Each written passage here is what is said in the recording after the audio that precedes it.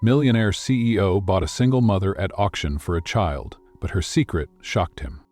She stared at the paper in her hands, fingers trembling. I thought $1 million would save my son, but when I signed that contract, I didn't just sell my body, I sold the right to be his mother. His voice was cold when he handed her the pen. I don't want love, I just want a child. She nodded, swallowing back tears. But then he found the photo hidden in her wallet. A little boy, smiling up at the camera. "Is this your son?" he asked, stunned. She only nodded. And in that moment, the man who swore he could never love began begging to become a father. Her hands were ice cold when they called her name. Lot number 23. Lila stood. The whispers began before her heels hit the stage. Someone in the crowd chuckled. Someone else muttered, "exotic," like it was a brand. She didn't lift her eyes. She wasn't here to be seen. She was here to survive. A flash of her son's empty lunchbox burned in her mind. The overdue rent notice.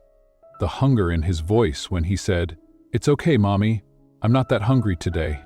This wasn't courage. This was desperation disguised as dignity. "And men," voice from the back of the room, deep, unmoved, "$1 million." The hall went silent. All eyes turned to him, the man with the piercing eyes and tanned skin, seated like a king at the back. Karim Al-Fed. They said he built cities. They didn't say he was this cold. The gavel fell. Sold. In the quiet room that followed, he handed her a contract. No emotion, no hesitation. "You will carry my child," he said. "Once the baby is born, you'll leave."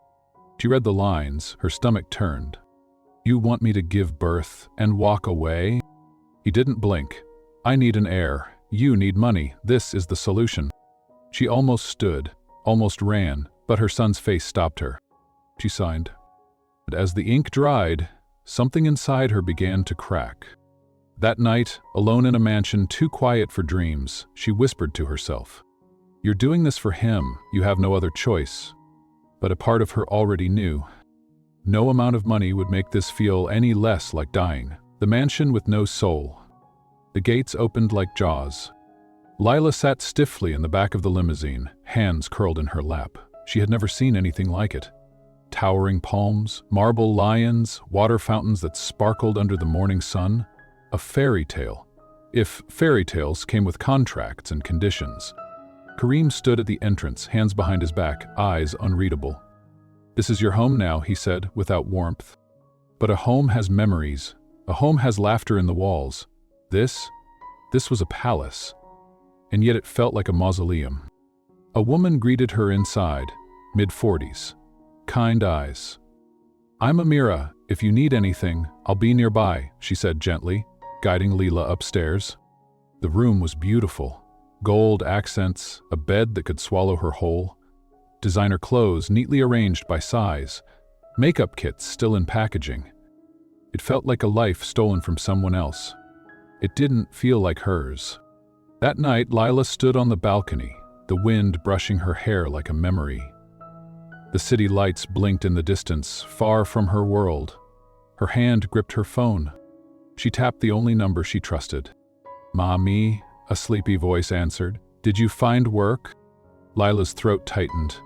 "I did, baby, just for a little while. I'll call you every night." "Okay, I miss you." She pressed her forehead to the cold glass and whispered, "I miss you more." The next morning, Amira led her to the dining room. Karim was already seated, eating silently.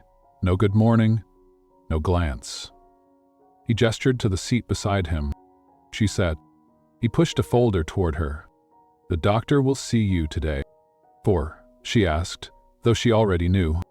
"For the fertilization process. The sooner it begins, the sooner this ends." Lila's jaw clenched.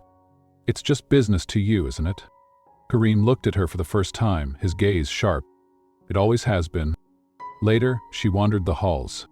Every inch was exquisite. Chandeliers, silk curtains, floors so polished she could see her reflection. But beauty doesn't equal warmth, and silence can be louder than screams. In the music room, she paused. A grand piano sat in the corner, untouched. She traced her fingers across the keys, but didn't play. Not here. She didn't belong here. She was a mother pretending not to be. That night she dreamed of her son crying. When she woke up, she was the one in tears. Terms and tension. The black car waited outside like a shadow. Kareem didn't speak as they rode to the clinic.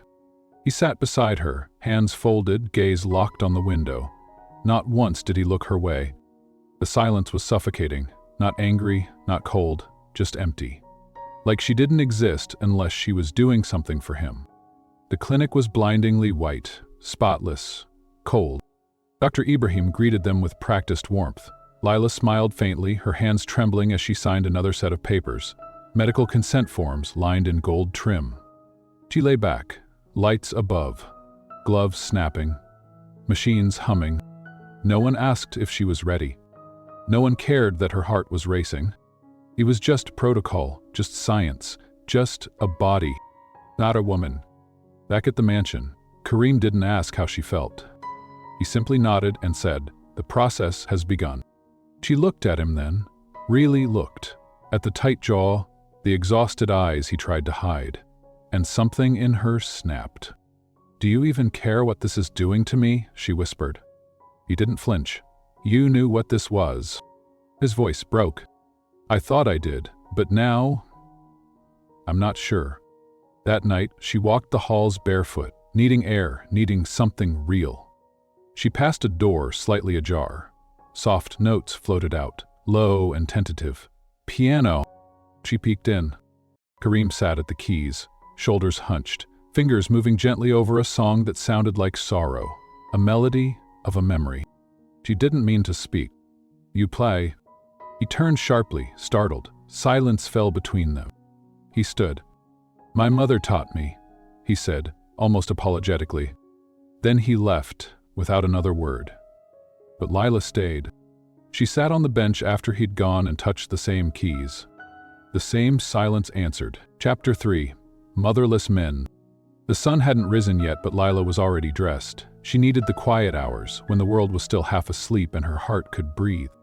She walked alone through the garden, barefoot on the stone path, the morning dew soaking the hem of her cotton dress.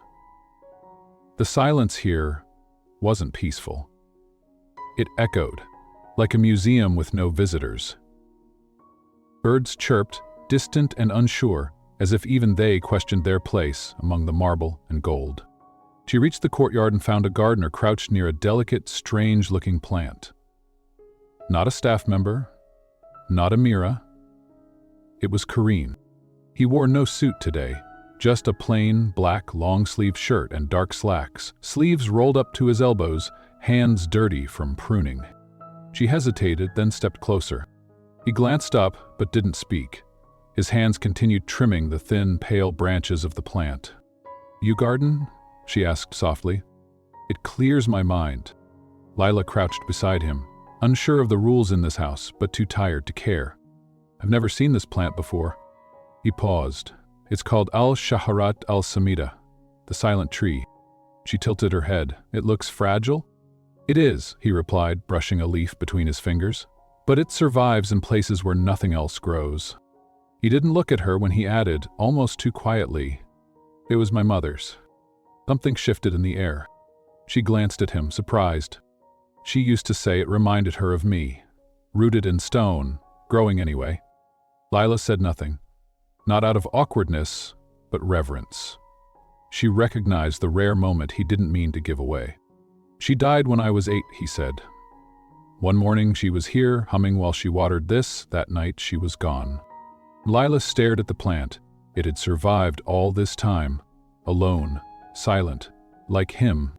"My mom raised me alone too," she said. He looked at her then. "She wasn't perfect," Lila added, smiling faintly. "But she taught me how to hold pain without breaking." Kareem nodded slowly. "She sounds like someone who loved you, even when she couldn't give you everything." Lila's voice dropped. "That's what mothers do." For a long moment, they both knelt in silence, surrounded by trimmed leaves and unspoken grief. Later that day, Lila wandered into the library, not because she wanted to read, but because it was the only room that felt like it might contain memories. Books had that power. She ran her fingers over the spines, leather-bound volumes, poetry in languages she couldn't pronounce, and war journals lined beside biographies of kings. One book was tucked behind others, small, worn. The cover read Letters to a Motherless Son. She pulled it out, heart catching in her throat. Kareem's name was written inside, in tiny slanted handwriting. A gift. She sat there for hours, flipping pages, each entry aching with unsent grief. A boy writing to a woman who would never write back. That night, over dinner, the air felt different. Kareem didn't eat in silence. He asked questions, not about the process or her diet, but about her. "Where did you grow up?" "Makersfield," she replied. Tiny house. My room was the size of this dining table. He raised an eyebrow. "Sounds intimate." She laughed, genuinely. "It was. I shared it with my sister. We'd draw chalk stars on the ceiling and pretend we were under real ones." He studied her, amused. "And what happened to your sister?" "She ran away at 17. I haven't seen her since." He didn't ask more. He didn't need to. After dessert, a delicate almond tart she didn't finish, Kareem surprised her. "Come with me." She followed him through a narrow hallway she hadn't noticed before. It led to a small room. Not grand or gilded, but simple, warm. Photos hung on the walls. Not expensive paintings, just life. His mother holding a baby, a young boy with messy curls. A family in happier times. "This was hers," he said. "My father sealed it off after she died." "Why open it now?" she asked. He looked at her. "Because you talk about motherhood like it's sacred, like it's not a burden." She stepped inside, reverent. "It isn't." Kareem stayed in the doorway, his voice hushed. "I never understood why losing her changed everything, until I watched you lie to your son on the phone, and smile anyway." She turned. "I wasn't smiling for me." He nodded. "That's what scared me." Days passed. The rhythm of the mansion changed. Not loud, not dramatic, just gentler. Amira hummed when she walked. The staff smiled when Lila passed. Kareen no longer avoided her gaze. One afternoon, she found a new book on her nightstand, a children's story about a baby bird trying to find his mother. She smiled as she opened it. Inside was a note. For An, from someone who understands what it means to miss her. The next night, she brought 2 mugs of tea to the library, uninvited. Kareem looked up from his reading, surprised. She sat across from him, set one mug down in front of him. "Chamomile," she said. "It helps, when your mind won't stop talking." He accepted it, nodding. "I've never been good at silence," she added, sipping hers. Kareem smirked faintly. "You hide it well." Lila leaned back. "I had to learn. When you're a single mother, you don't get to fall apart. Not in front of them." Kareem looked down. "My father never did either, but for all the wrong reasons." She raised an eyebrow. He didn't want to appear weak, so instead of grieving, he made rules. Schedules, expectations. "That's not strength," Lila whispered. "That's fear wearing a suit." He looked up sharply, like the words hit something deep. Later that week, during a stormy evening, the power flickered. Kareem knocked on her door with a flashlight in hand. "Don't worry," he said, handing it to her. "The generators will kick in soon." She hesitated, then spoke. "Stay, just for a minute?" Kareem Zero laughed. Kareem didn't answer. He just sat in the armchair near the window. She sat on the bed, hugging her knees. "The dark used to terrify me," she admitted, "until I realized it's not the dark we fear. It's the silence." He stared out the window, watching lightning split the sky. "Silence used to be my only comfort," he murmured, "until I realized I was using it to forget her voice." His moment lingered. No romance, no seduction, just raw humanity. They sat in the dark together, 2 people shaped by absence, 2 souls raised by silence, each waiting for the other to speak first.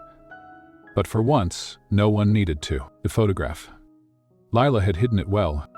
Inside a shoebox, beneath layers of scarves she never wore, was a photo, creased at the edges, colors faded, but still vivid in the ways that mattered. Anne stood in front of their old apartment door, missing front tooth, arms spread wide like he was trying to hug the world. He wore a red superhero cape she had stitched from a thrift store curtain. She used to look at that picture every night before bed. But ever since the procedure, she had only dared glance at it once. Because the pain of missing him had turned into guilt. That morning, she was in the library when Kareem walked in. Unusual, he never entered without knocking. "I needed to clear my head," he said. "Amira said you might be here." She nodded and closed her book, unsure of the atmosphere between them today. Something felt tight. Kareem stood with his back to her, facing the large window, voice quiet. "We're making progress? The doctor said the results are good." She gave a stiff smile. "That's great." He turned, but he wasn't looking at her. He was holding something in his hand. Her stomach dropped. "The photo." Her chest tightened. "Where did you?" "It was under your scarves." His voice was unreadable. "I wasn't snooping. Amira brought me your laundry and it slipped out." She stood up slowly. Her legs weren't steady. "I can explain," she said. His eyes met hers, sharp and unreadable. "He's your son." She nodded. "You lied." The room shrank around her. "I didn't lie," she whispered. "I didn't say anything." "That's the same thing, Lila." She swallowed the rising shame. "If I had told you, would you have gone through with the contract?" He hesitated. "No." "Exactly." He paced to the fireplace. His silence was louder than yelling. "You were willing to give birth to a child and walk away while your own son waited for you back home?" His tone was colder now. Her fists clenched. "I didn't want to. I had no choice. We were starving, Kareem. Rent was overdue. My son cried himself to sleep some nights, telling me he was full, just so I wouldn't worry." He turned away again. "I joined that auction because I was desperate, not heartless." The silence hung between them. Then softly, barely above a whisper, "It looks like you." Lila closed her eyes. That one sentence broke her. That evening, Amira found her in the hallway, curled against the wall outside her bedroom door. "You told him?" Amira asked gently. "He'll found out." The housekeeper sat beside her, folding her hands in her lap. "I knew," Amira said quietly, "the way you spoke on the phone at night. It wasn't just a relative, it was someone you loved, like air." Lila's voice cracked. "I never meant to lie, I just couldn't afford to lose this." Amira placed a hand on hers. "Sometimes silence is a survival instinct, but it always has a cost." Hours passed. That night there was a soft knock on her door. She opened it slowly. Kareem stood there, tie loosened, eyes tired. He stepped inside without asking, sat on the edge of her sofa. "You said you did this for him." Lila nodded. "Then why hide him? Why not tell me after the first appointment? After the first time we spoke, without arguing?" "Because—" Her throat closed around the truth. "Because I was afraid you'd see me differently. That I'd go from a woman to a liability." His jaw tensed. She continued, "And because, for the first time in my life, someone looked at me without seeing my struggle, I didn't want to ruin that." Kareem stared at the floor. "I've been in rooms with leaders, kings, corrupt politicians, and none of them ever made me feel as exposed as you just did." Lila's lips parted in shock. "I don't know how to handle people who speak from pain. I'm used to contracts, boundaries." He looked up. "But the way you love your son, it makes me question everything I've built." In the dim light, he reached into his pocket. A folded page, the contract. "I had my lawyers review it." Lila's heart dropped. "There's nothing in it that says you can't have a past. But there's also nothing that says what we do now." He slid the paper toward her. "I want to offer you something," he said. "Not as a contract clause. As a gesture." She unfolded the page. New ink had been added. Amendment. Lila Monroe may visit her son under the following conditions. She stopped reading. "You're letting me see him?" Kareem nodded. "But he can't know the truth. Not yet. Not about this arrangement. Not until we figure out what this is. Tears welled in her eyes. Why would you do this for me? His voice was low. Because I grew up with questions no one ever answered. I won't let another boy go through that if I can help it. The next day, she traveled home. It was a long drive. Back through the dust and sun, past markets and alleys and street signs that whispered of simpler pain. She stood at the neighbor's doorway, heart in her throat. Then, Mommy? Ain ran into her arms, warm, laughing, whole. She held him so tightly she thought her bones would crack. You came back, he cried. I told them you would. I'll always come back, she whispered into his hair, always. They played in the backyard, ate peanut butter sandwiches, read stories with silly voices. And when the sky turned pink and the city began to hum with night again, she knew it was time. He hugged her tighter this time. When will you come again? Soon, she said, lying gently.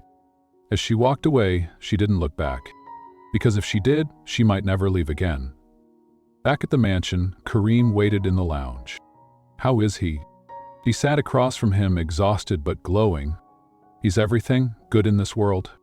Kareem nodded. I want to meet him one day, he said. Layla blinked. You do? I'm starting to believe. Maybe this child we planned doesn't have to be the only one who matters. Chapter 5. The First Visit. Ain had never seen anything like it. The iron gates of the mansion stretched higher than any tree he'd ever climbed. As the car pulled through, his face was glued to the window. Mom? Is this where the superheroes live? Lila smiled gently, something like that. Her heart thudded louder than the tires on the gravel drive. She had asked Kareem if it was truly okay to bring on. He'd only replied with 5 words. Let him feel safe here. Inside, the staff lined up like royalty greeting nobility. Amira had prepared snacks. The chef had baked cookies in the shape of stars. Han didn't notice any of it. He was too busy running from room to room, pointing at statues and rugs and chandeliers. Does this elevator go to space? Kareem appeared at the top of the staircase, dressed in a crisp white shirt, sleeves rolled up. For a man who once treated children like line items in a will, he looked uncertain. Anne spotted him. Are you Mommy's boss? The boy called out. Kareem froze, then descended the stairs, each step careful. You could say that, he answered softly. But maybe today, I can just be your friend. Anne eyed him with suspicion, then grinned. Okay, but friends have to play. By late afternoon, the mansion felt like it was breathing again. Kareem knelt on the floor, being used as a horse while An rode on his back, giggling. Lila stood by the doorway, stunned. This man, this aloof, measured, unshakable man, was neighing. When their eyes met, something quiet passed between them, a kind of awe. He wasn't performing, he was letting go. Later, while An was napping upstairs, Lila found Kareem in the garden, loosening his collar. He's incredible, Kareem said, his voice hoarse. I know, she whispered. He leaned against the railing, eyes closed. When he laughed at that stuffed camel, I forgot what my own voice sounded like. She moved closer. You were good with him. He turned. Do you think he liked me? Are you asking me or yourself? A long pause. Boast. That night, dinner was quiet. An sat between them, legs swinging, eating pasta like it was the greatest invention on earth. Mom, he said through a mouthful, can we live here someday? Layla's fork paused mid-air. Kareem's eyes shifted, studying her. She forced a smile. We'll see, honey. After dessert, she put An to bed in one of the guest rooms, tucked beneath soft blankets and star-shaped nightlights. Will you still be here in the morning? He asked sleepily. Her throat tightened. Yes, baby. He reached out, holding her pinky. I like him. Who? The serious guy. She blinked. Kareem? Ain nodded. He smiles weird, but it's nice. She returned to the terrace. Kareem was already there, 2 cups of tea on the table. He likes you, she said. He gave a tight smile. He's a better judge of character than most adults I know. They sat in silence, the night warm around them. I never thought I'd care what a child thought of me, Kareem admitted, But he saw me. Not the money, not the name. Just me. Lila turned toward him. That's all he ever sees. He looked at her. And you? She didn't blink. I see the man who held my son's hand when he was nervous about the elevator. A beat. I see the one who didn't flinch when he called you serious guy. She smiled. I see the man who's trying, and that matters. Kareem exhaled slowly. I always thought fatherhood was about providing. Legacy, honor. But your son made me want to earn something else. Watch that. Trust. The next morning, An woke early, bolting down the stairs with bed hair and excitement. Kareem was already up, preparing breakfast. Eggs were slightly burnt. Toast, uneven. An didn't care. You cook?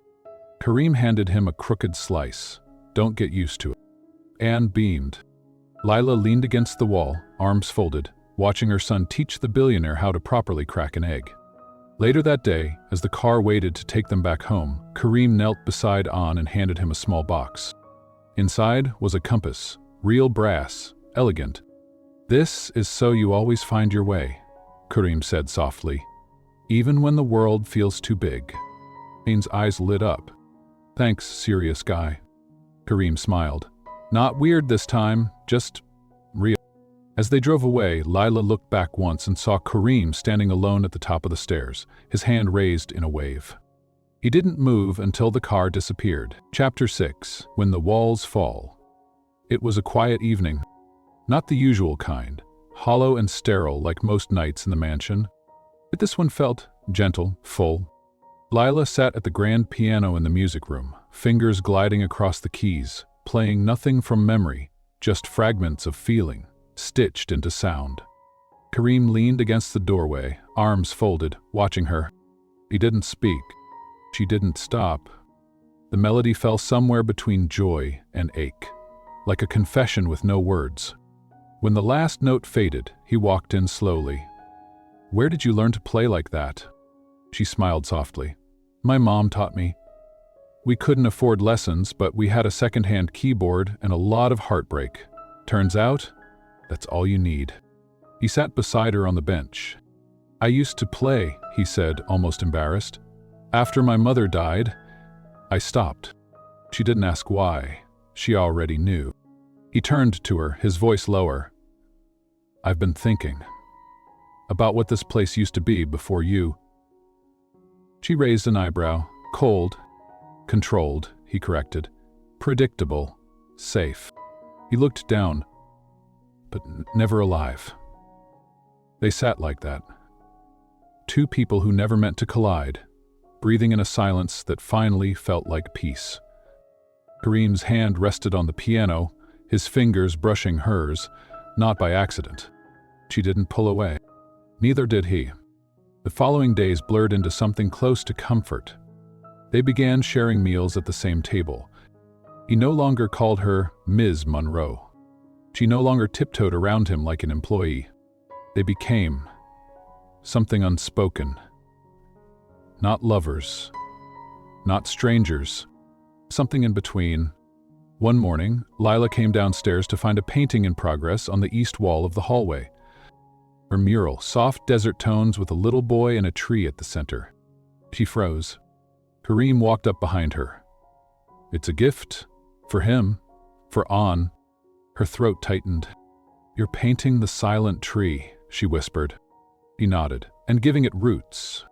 That night, they sat in the library. No books, no tea, just them. Kareem was the first to break the silence. When this began, I told myself emotions had no place here, that I could control it all, body, contract, outcome. He looked at her.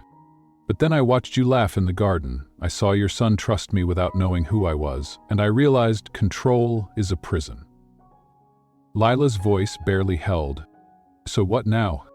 Kareem stood, walked toward the fireplace, then turned to face her fully. I don't want you to leave. Her breath caught.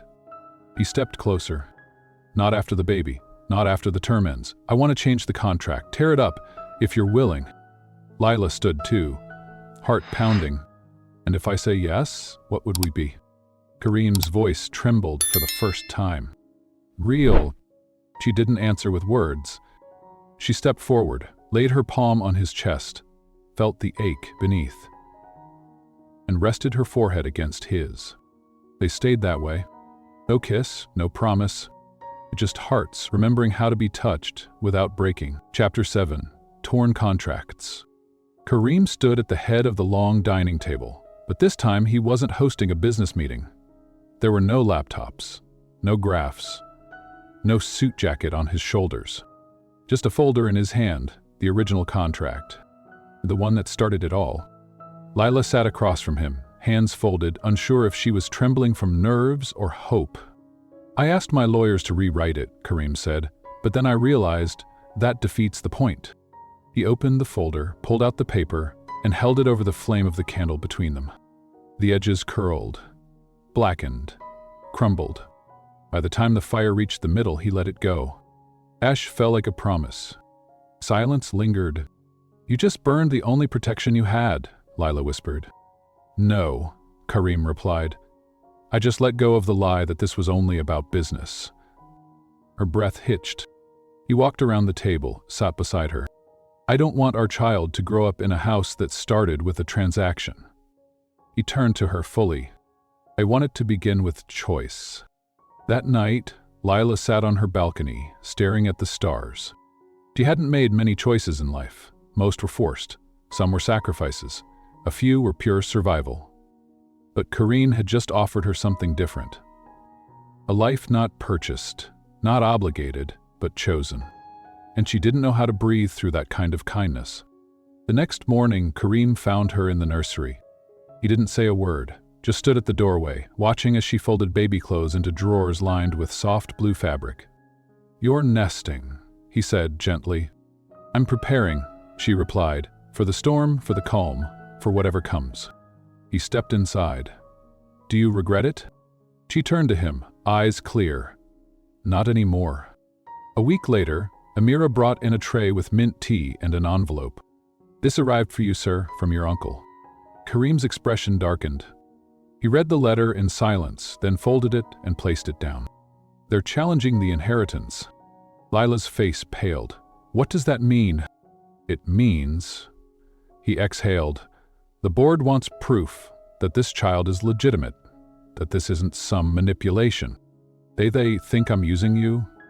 They think I'm weak for choosing love over legacy." That night, Lila sat alone in the music room, playing a soft, mournful tune. Kareem entered slowly. Maybe want a public statement, a press release, a timeline. She didn't look up. "What will you give them?" He sat beside her on the bench. "Nothing." She froze. "If they want to question me, let them. I built this empire, not them. And if it crumbles, then maybe it was never mine to begin with." He reached for her hand. "I'm not trading you for power. Not now, not ever." The next morning, he made it official. Kareem Al-Fed, billionaire mogul, stood in front of cameras and said 4 words.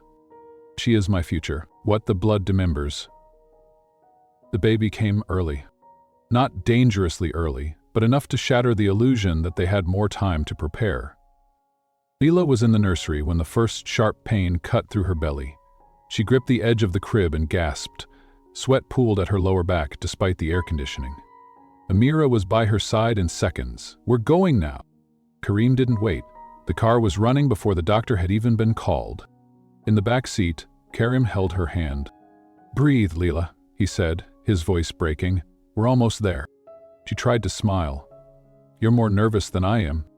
"I've never—" He stopped himself. She looked at him. "Never what?" "Never had something I was this afraid to lose." The labor was long. 14 hours. Kareem never left the room. He paced, prayed, cursed, and whispered her name like it was the only thing that kept him grounded. When the baby's cry finally echoed through the sterile light, sharp, alive, defiant, he broke. Tears streamed down his face. Lila, exhausted, reached for the child first. Tiny, warm, perfect. A boy. Kareem touched his son's fingers with trembling hands. "What's he saying?" "It looks like you," he whispered. Lila laughed through tears. "Poor kid." They named him Idris. It meant interpreter, because even before he spoke a word, he had already taught them how to feel. The following weeks were quiet, sacred. The mansion no longer echoed. It pulsed. Lila spent late nights in the nursery, rocking Idris by moonlight. Kareem often joined, silent, shirt wrinkled, face soft. He would watch her like she was the most impossible miracle. Not because she bore his child, but because she still loved him after all they'd endured. One morning, Kareem found a drawing on the kitchen counter. Anne had made it. Of stick figures, one tall man, one woman, two boys, and a crooked dog. Above them, written in crayon, "Our family." Kareem stared at it for a long time. Then he framed it. But not everything was peaceful. The press kept circling. An article surfaced that questioned Lila's past, called her the auction girl. When Lila saw it, her hands shook. "I can't let this touch Ayan," she said. "Or Idris." Kareem looked at her, his voice thunderous in its calm. "Then let me shield you." He arranged for a legal statement to be released, not denying the auction, but reframing it. She didn't sell herself, the article read. She saved her son. A week later, Layla received a letter from her sister. It read, "I saw the news. I know I have no right to ask this, but if there's still room in your heart, I want to meet my nephew." Lila read it 10 times, then set it down, and wept. That night, Kareem found her in the library. "You okay?" She nodded slowly. "The past is catching up." "It always does," he said, "but maybe, this time, it came back to heal." He reached for her hand, but this time, it wasn't about comfort. It was about forever. "I want to marry you," he said. She looked at him, stunned. "Not because of the baby, not because of expectations." He paused. "Because I can't imagine raising any of these children, yours, mine, or ours, without doing it beside you." Lila didn't say yes right away. She kissed his hand first, then whispered, "Ask me again when it's raining." He laughed. "Why?" "Because the old me always ran in the rain." She smiled. "But now, I want to stop running." Chapter 9, Rain. It hadn't rained in months. The skies above the mansion were usually clear, blue, relentless. But that morning, when Lila opened the curtains, the clouds had gathered, soft and gray, like an old song returning after years of silence. She touched the window, whispered, "You remembered." Kareem had been away for 2 days, finalizing documents in Abu Dhabi. He wasn't due home until evening. Lila spent the day with Anne and Idris. She danced barefoot in the hallway with her eldest, sang lullabies and broken whispers to her youngest. She kept glancing out the window, like someone expecting a miracle. And then it came. Around 6 p.m., the sky broke open. Not a storm, not a downpour, just soft, honest rain. It slid down the windows like tears that didn't hurt anymore. Anne ran to the balcony and shouted, "It's crying from the sky." Lila laughed. "No, baby, it's washing us clean." She stepped outside barefoot, letting the rain kiss her skin. The air smelled of hope. She closed her eyes and lifted her arms. No makeup, no title, no contracts. Just a girl, once lost, now found. Then she heard the car, the sound of wheels slowing on wet gravel. Kareem. He stepped out in a black coat, umbrella in hand, but paused when he saw her standing in the rain. He dropped the umbrella. He walked toward her slowly. They met in the center of the garden. Water clung to his lashes. Her hair dripped against her cheeks. Neither spoke, until Kareem pulled something from his coat pocket. Full of small velvet box, wet now but still whole. "Did I told you I'd ask again? When it rained." He opened it. Inside was a ring. No diamonds, just a deep blue sapphire, the color of twilight after grief. "Lila Monroe, will you marry me?" She didn't cry. She just nodded, once. Yes. They didn't kiss like in the movies. They held each other like survivors. Like rain was the only witness they needed. That night, Amira lit candles through the house. On wore a suit 3 sizes too big and announced, "We're having a not wedding party." The staff clapped. Kareem and Lila danced barefoot in the music room, Idris between them, gurgling softly. The air was filled with quiet laughter. The kind that doesn't beg to be noticed, just wants to be felt. Later, Kareem stood at the nursery door watching her rock their baby. "You never gave up on him," he said, "even when the world did." She looked up. "He gave me something to fight for." "And now?" he asked. She stood, walked to him, laid Idris in his arms. "Now, I have 2. Chapter 10. The Garden Wedding. The sun rose slow and golden, as if even the sky didn't want to rush this day. The garden, once cold and vast, now bloomed like a painting. Soft roses along the walls, strings of fairy lights hung gently across branches, and rows of white chairs kissed by petals in every shade of forgiveness. It didn't feel like a billionaire's estate anymore. It felt like home, like the kind of place where love could grow wild. Lila stood in the mirror, barefoot, a soft white dress brushing her ankles. Nothing extravagant, no corset, no jewels. Just fabric that moved when she did. Light, simple, free. Amira fastened a tiny blue ribbon into her braid. "Something borrowed?" she asked. Leela smiled. "Something healed." From the hallway, Ain's voice echoed. "Mom, are you a princess now?" She opened the door, knelt down, and kissed his forehead. He wore a mini tuxedo and a crooked bow tie, holding a velvet ring box like it was the crown jewels. "I'm not a princess, baby," she whispered.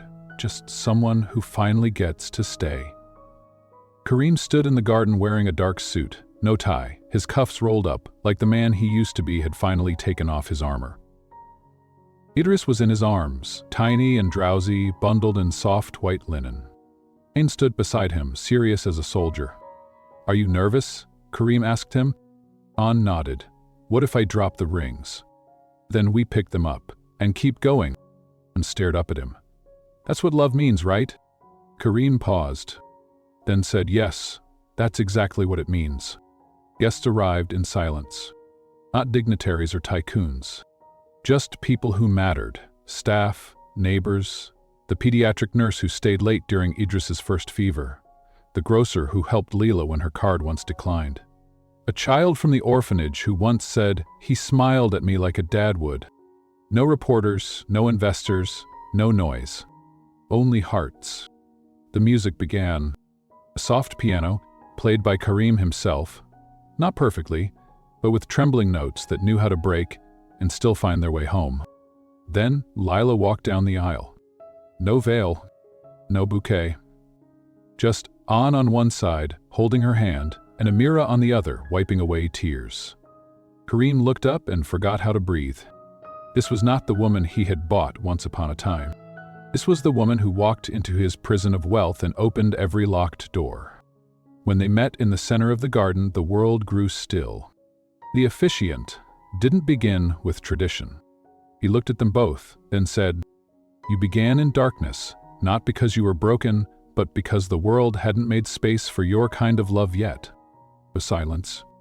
"And yet, here you are, not polished, not perfect, but real." They read no vows from paper. They spoke from memory, from ache. Kareem went first. "There was a time I didn't believe in anything but bloodlines and legacies, until you stood on that auction stage, trembling but unbroken, and taught me what real courage looks like." He turned slightly, looking at Idris cradled in Amira's arms. "And now, every heartbeat of my son is a reminder that I didn't find love, I was rescued by it." He faced Lila. "You were never mine to own, but today, I choose to be yours." Lila's eyes shimmered. "I hated you once," she said, voice trembling. Soft laughter from the guests. Kareem smiled. "Understandable, but not because of who you were, because you reminded me how easily the world trades power for empathy." She stepped closer. "But then, you stayed when I cried. You held our son like the world wasn't watching.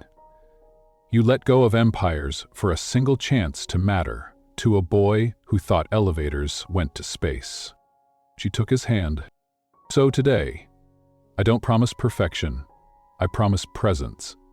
And I promise never to let the rain scare me again. Ain stepped forward. He opened the box. Lila took the ring, simple and silver, and slid it onto Kareem's finger. Kareem followed, hand steady. When the officiant declared them husband and wife, no one clapped. They just stood, breathless. Some with tears, some with their hands over their hearts, because it didn't feel like an ending. It felt like the beginning of a story that had finally been written with its real name. The reception was lit with lanterns and stories. Guests shared memories. Amira told of the first time she saw Lila cry beside Idris's crib, how her quiet strength broke something soft in the house. The chef, usually gruff, admitted he'd started baking again just to make the baby laugh. Even Kareem's old mentor, a stern man with silver hair, raised a glass and said, "I've seen empires fall from pride, but this one stands because of love." Later, Kareem pulled Lila aside. He led her to the terrace. A warm breeze danced across her shoulders. He opened a small wooden box. Inside, not a gift, a letter. To Idris. Lila picked it up, stunned. "What is this?" Kareem looked away. "My mother wrote me letters. I never read them until it was too late. I want our son to grow up knowing how I felt, not just what I built." Lila held the letter to her chest. "I want to write one too," she whispered. He kissed her forehead. "Then let's fill his life with pages." As night fell, An dragged them both back to the dance floor. They spun beneath fairy lights and laughter, Idris in Amira's arms, wide-eyed and smiling. When the final song played, Kareem whispered, "We never took our first dance." Lila leaned in. "Then let's make this one count." They danced. Not in perfect rhythm, but in perfect truth. One scarred, one brave, one boy who brought light. And one baby who made them believe it wasn't too late. It was late. The garden had gone quiet. The lanterns flickered low. Most of the guests had gone, and the stars were beginning to yawn across the sky. Lila sat on the swing Kareem had built weeks before the wedding, just a simple wooden seat hung from the olive tree. Barefoot, dress slightly wrinkled, her hair undone by the wind. Kareem found her there, still in his dress shirt, sleeves rolled up, his shoes left somewhere by the dance floor. He didn't say anything. Just sat beside her, on the grass, his back leaning against the same tree. Their hands met, fingers laced like muscle memory. "I used to think," he began quietly, "that love was a weakness, that needing someone meant giving them the power to destroy you." She looked down at him, and now? He turned his face toward hers, the moonlight soft on his cheekbones. "Now I know, love is letting someone see the part of you you never showed anyone, and realizing they stayed." Lila didn't answer. She just rested her head on his shoulder. And for a while, neither of them spoke, because they didn't need to. Years later, when Idris was old enough to walk barefoot through the same garden, and Anne was teaching him how to chase stars, he asked his mother a question. "Was Daddy always like this? Soft?" Lila smiled. "No, he was stone once. Cold. Closed. Then how'd he turn soft?" She looked across the lawn where Kareem stood watching them. Older, quieter, but still the same man who burned a contract just to hold her hand. Because someone stayed long enough to hear what his silence was trying to say. Love didn't save her. She saved herself. But when she did, he was finally there to hold what remained. Not with diamonds. Not with declarations. But with presence. Real, gentle, undeniable. If you've ever been told you were too much to love, too poor, too broken, too complicated, then maybe this story was for you. Because love doesn't care where you came from. It only asks one thing. Will you stay? When it hurts. And if someone stays, maybe you let them in. She didn't ask him to love her. She just asked him to mean it. And he did. If this story stayed with you, is it whispered to a wound you don't talk about, and the next one might go even deeper. Different couple, different scars. Same kind of love, the kind that feels like home after war. We'll meet you there. When you're ready, don't forget to breathe and believe again.